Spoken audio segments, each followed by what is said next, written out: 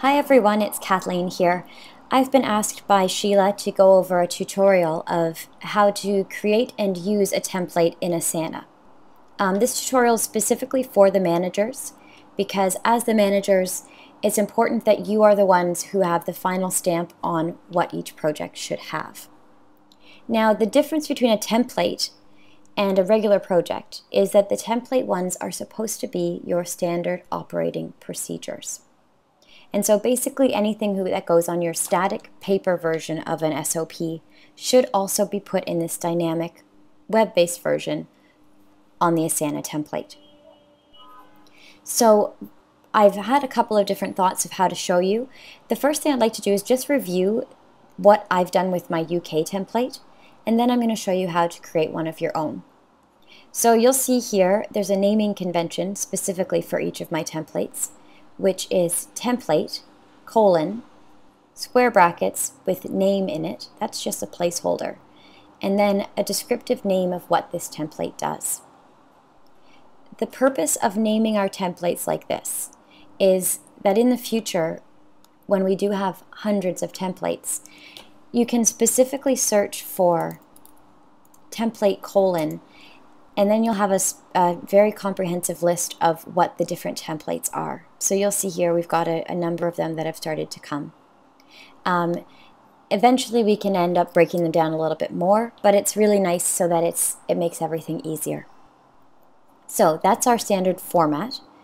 And you'll also see then that I have all of the tasks on my template that were previously on the paper version, like I said before. I've broken this down into sections, which might be a little bit more comprehensive than the paper, just to make the workflow better, as well as broken it down into tasks with assignees. You'll notice on my templates there are never any due dates. This is because you're assuming that each new template will have new trigger dates as end dates and start dates, and so you can't really assign due dates unless you know that the project has actually started. In my tasks for each of these templates, you'll also see that I have name once again in square brackets as a placeholder.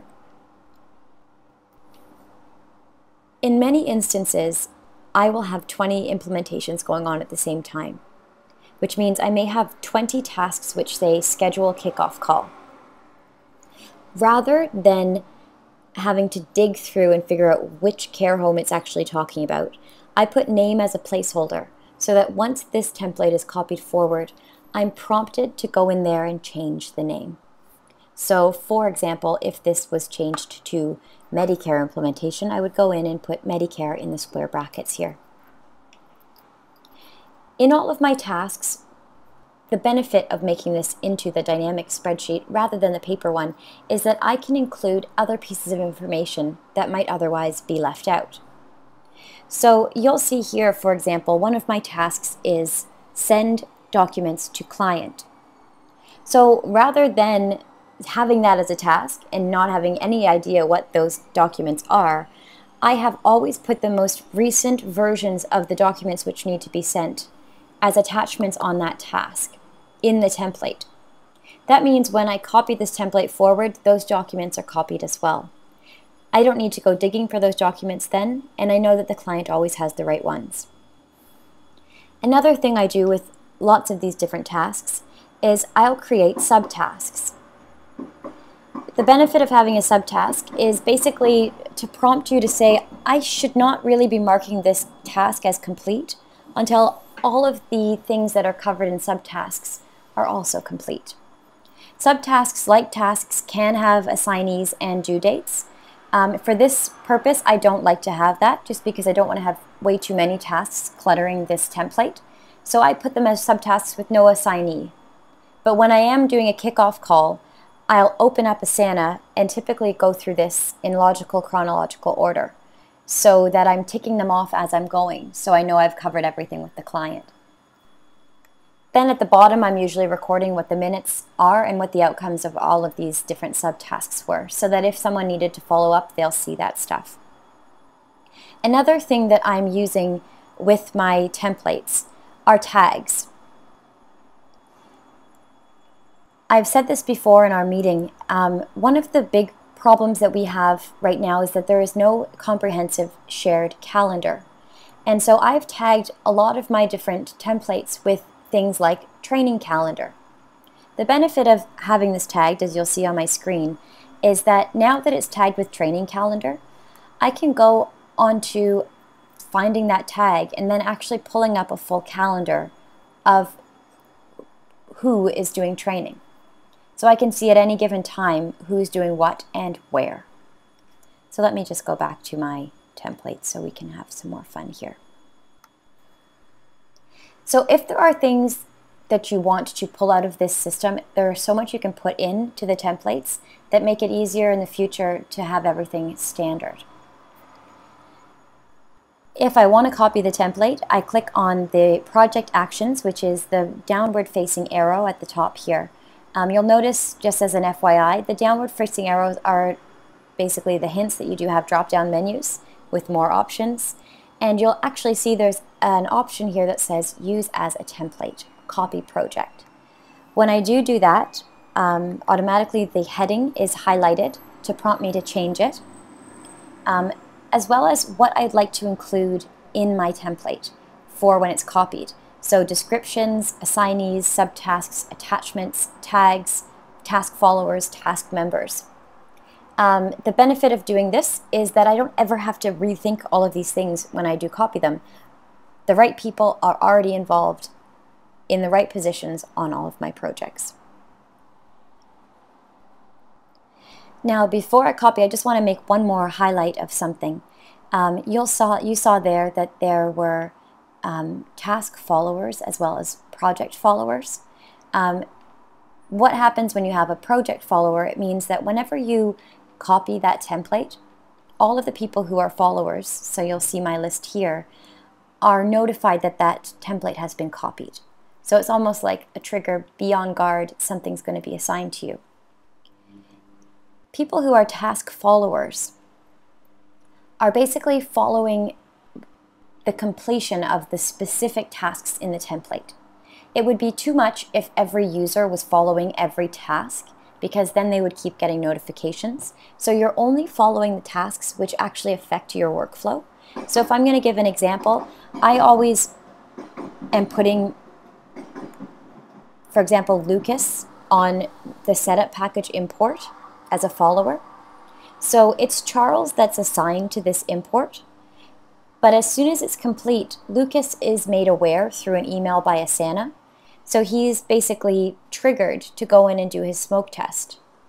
If Charles hasn't completed that task, there's no point in Lucas going in to start the smoke test, even if it says that it's overdue. And so this is almost a way to just make sure that people are following the procedure. All right, that's enough about the generalization of what the template does. Let's build one. With the different departments, I'm just going to say this as a general thing. Each of us will have other different standard operating procedures that don't affect everyone. Example, support has their disaster recovery plan that has to do with calling sites if the servers go down, etc.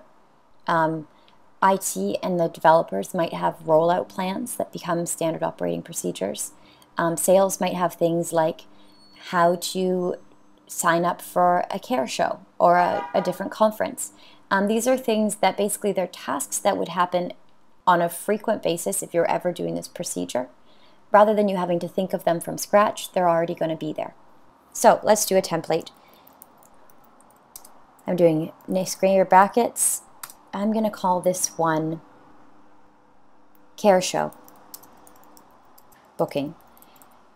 This is just an example based on something that I would have done with Cynthia last week. So the first thing that I would usually do before I actually break it into tasks is I try and think of the different sections. And so what I'd like to do is first say what the trigger is. That should be a section. So you'll see I've typed in here trigger in all caps as a task. Now, to change something from a task to a section, there's only one thing you have to do. You have to type a colon. and it by default made it into a section. If I take that away, it goes back. Again, if I put it there, it does that. Let's say another section I need to do is reservations.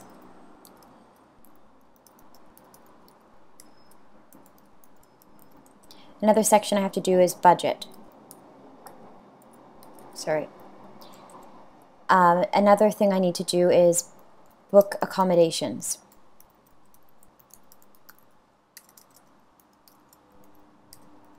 Another thing I have to do is packing.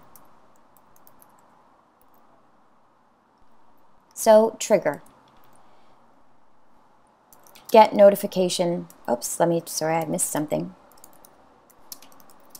Get notification about care show.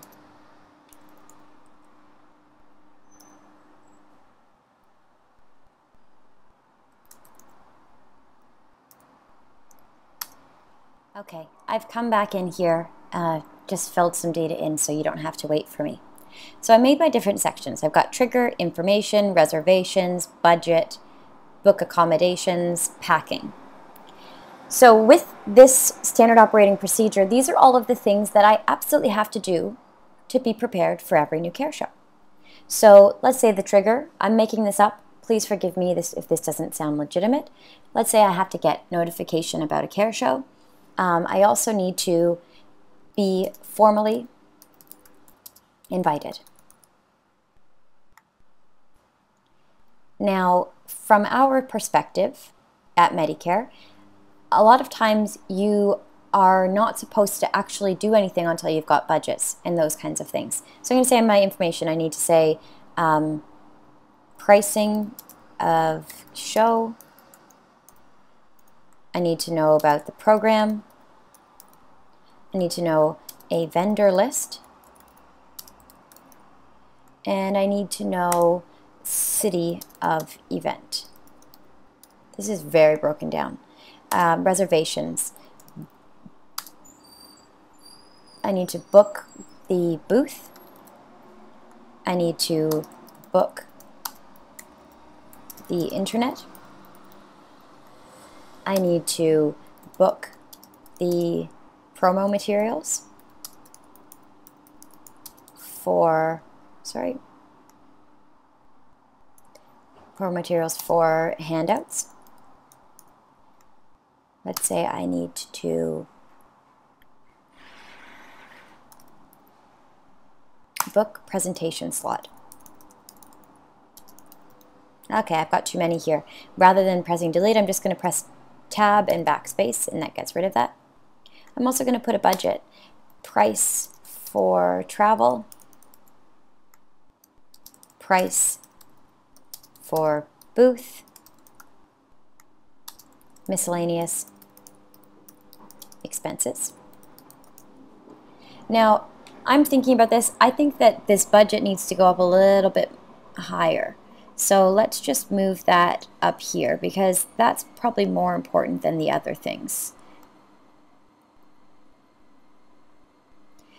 So once I've got all of these first things approved, then I actually am making my reservations. I need to book my accommodations, book hotel. It's funny, but these are very important things for the salespeople to do.